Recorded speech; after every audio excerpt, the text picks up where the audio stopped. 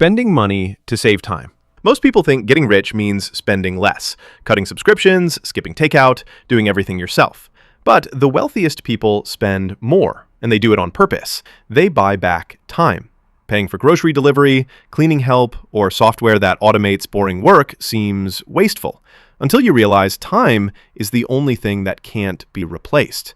Every hour you outsource becomes an hour you can spend earning, thinking, or resting, all things that multiply over time. The average person trades time for money.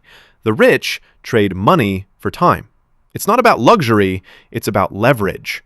If your time is worth $50 an hour and you can pay someone $20 to handle it, you're not being lazy, you're compounding productivity. Over years, this flips your entire financial trajectory.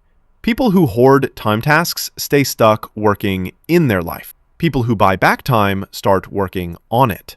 The poor save dollars. The rich save hours. And hours, unlike money, never come back once they're spent. Measuring purchases in hours. Here's a habit that quietly rewires your brain. Stop measuring money in dollars. Measure it in time. Every purchase becomes a trade between your wallet and your life. A $60 dinner isn't $60. It's 2 or 3 hours of your time. A $1,000 phone is 40 hours of your life. When you see time instead of price, your brain suddenly gets honest about what matters. That's why people who think this way spend less, not because they're frugal, but because they've connected money to meaning. When something costs 10 hours, you ask yourself, is this really worth a full day of my life? Usually the answer's no. The key is that you stop chasing the short dopamine hits of spending and start valuing free time like income. The wealthy already think this way. As I said in the last section, the rich buy time instead of spending it. Using debt to your advantage. Debt is one of those words that scares people, and rightfully so. Bad debt traps you. It's the quicksand of the financial world, easy to step into and nearly impossible to escape.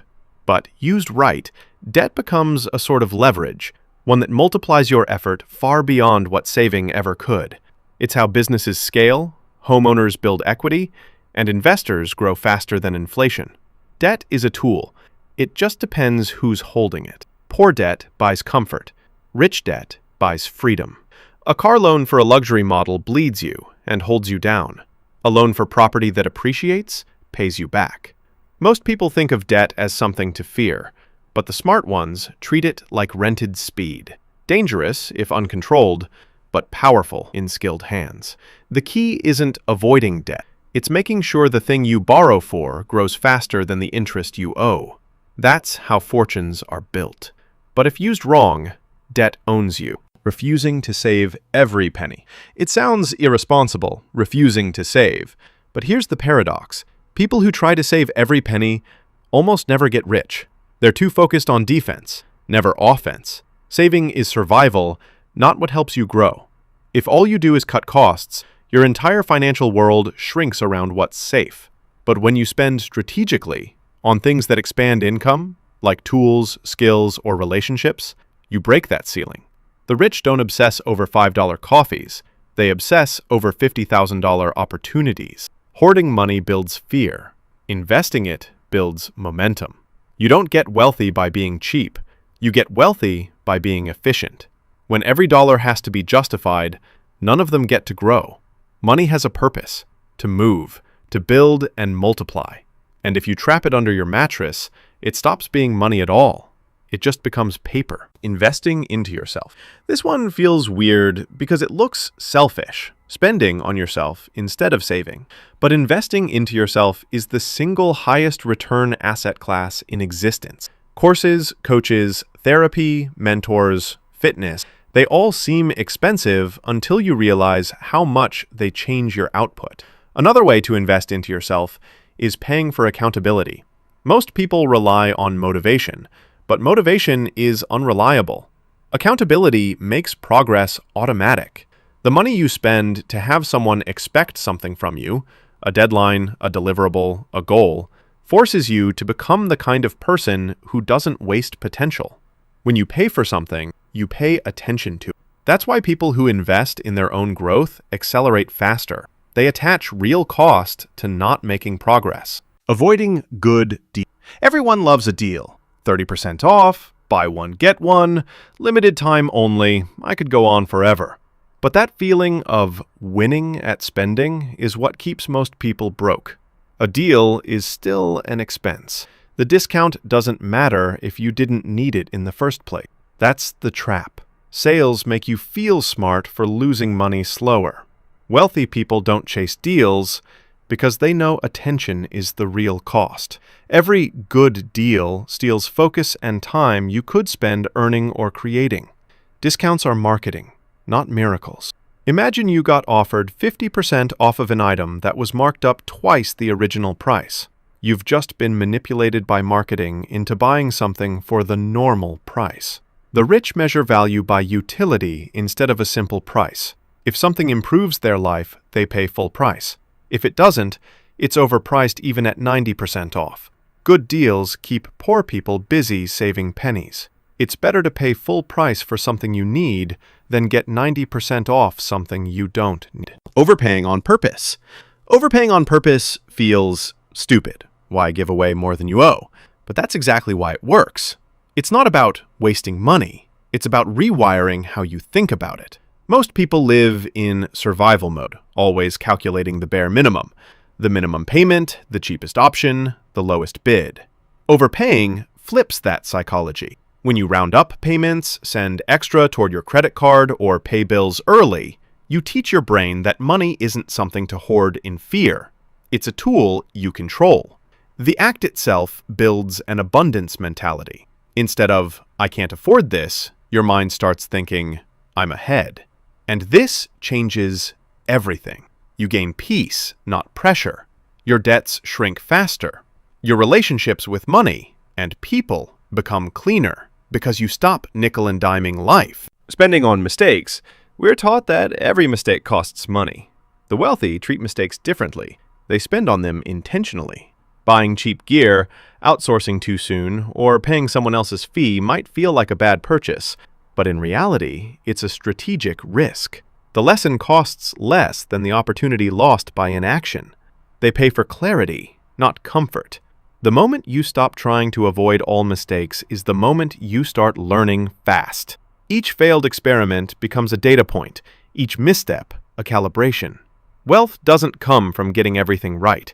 It comes from correcting courses quickly. So spending a little now to know that won't work saves a lot later in wasted time and compounded indecision. Mistakes cost money, yes, but indecision costs years. And if there's anything you should have taken from this video so far, it's that wealthy people prefer to waste money than time. Emotionally detaching yourself from money. Most people live in emotional debt to their bank balance. When they have money, they feel safe. When they don't, they panic.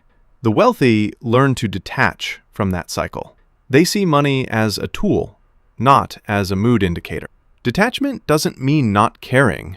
It means not depending.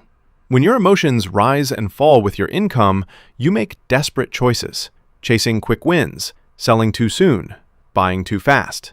Emotional neutrality is what keeps investors calm when markets crash, and creators focused when results lag. The rich treat money like oxygen, essential but invisible once it's flowing. They track it, respect it, but never let it define their self-worth. Because the moment money controls how you feel, it starts controlling what you do. Ignoring windfalls. When most people get a small financial win, a refund, a bonus, a random crypto gain, they celebrate by spending it. But the rich usually do nothing. They act like it never happened. Every unplanned dollar quietly becomes an invisible worker, invested, automated, or saved for the next opportunity. It's psychological training. Ignoring the dopamine hit of sudden money builds control. It's not the big wins that create wealth. It's how you handle the small ones. Every time you treat a surprise dollar like just another tool, you strengthen the habit that builds freedom. When you stop letting extra money feel extra, you stop resetting your progress every time life gives you a lucky break. Taking risks on purpose. Most people think rich people love risk, but the truth is they train for it. They take small, controlled risks constantly, so big ones don't scare them later. It's not gambling, it's building tolerance. Every decision that feels uncertain, starting a side project, changing careers, investing early, is a rep in risk training.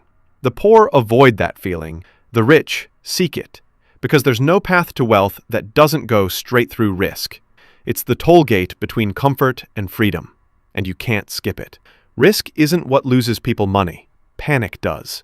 The wealthy learn to separate fear from danger, to act before everything feels safe. Every fortune started with someone who stepped into uncertainty on purpose. The goal isn't to eliminate risk, it's to get so familiar with it that you stop needing certainty to move forward. Only buy things you can afford. Most people think, can I buy this means, do I have the money? But the rich think differently. They ask, can I afford this? There's a huge gap between the two. You can purchase almost anything with debt, credit, or sacrifice, but you can only afford what won't change your stress level after you buy it. If it steals sleep, time, or future freedom, it's not affordable, it's just available. The wealthy measure affordability in peace of mind, not price tags. They buy slowly, deliberately, only when it costs them nothing beyond money. Because the truth is, being able to buy something doesn't make you rich. Being able to buy it and feel nothing afterward does. Using envy as power. Most people waste envy. They treat it like poison. The wealthy use it like data.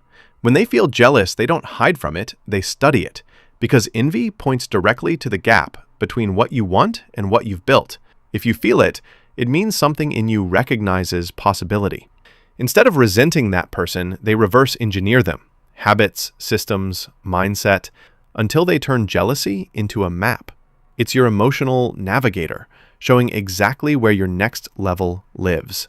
The poor try to silence envy. The rich try to decode it. Because you can't transform what you won't look at. Every feeling of why not me is a mirror saying it could be.